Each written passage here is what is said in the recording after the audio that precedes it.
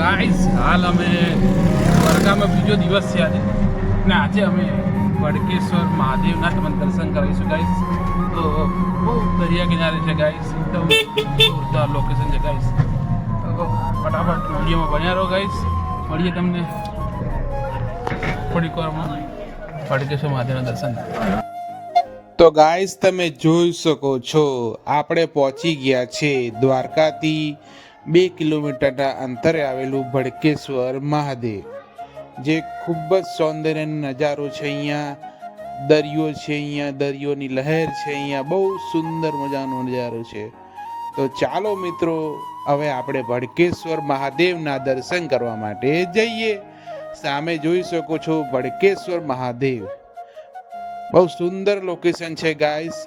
દ્વારકા આવો તો અવશ્યથી આ ભડકેશ્વર મહાદેવના દર્શન કરવા અવશ્યથી તમારી ફેમિલી મેમ્બર સાથે, ફ્રેન્ડ મિત્રો સાથે તો અવશ્ય આવવાનું ભૂલતા નહીં. આ ગાઈસ જોઈ શકો છો દૂર દૂર સુધી દરિયા કિનારો છે ગાઈસ, ને વચ્ચે મંદિર બનાવવામાં આવ્યું છે ગાઈસ.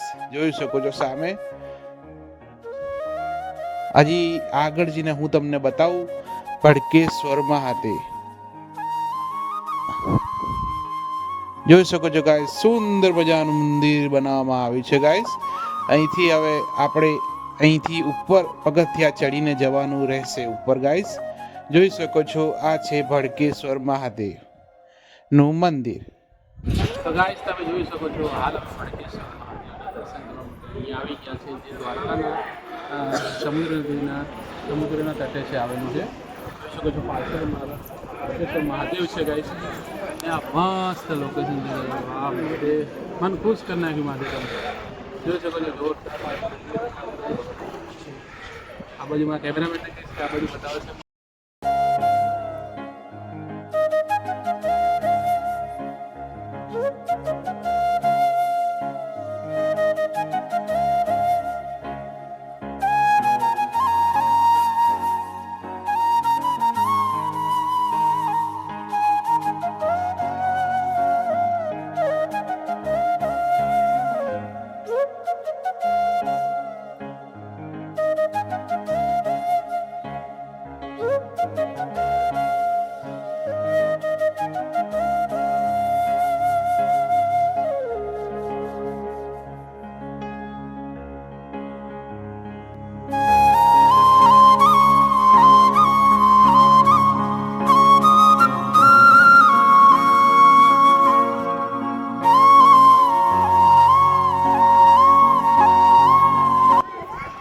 હર હર મહાદેવ ગાઈસ. કેવો લાગ્યો વિડીયો?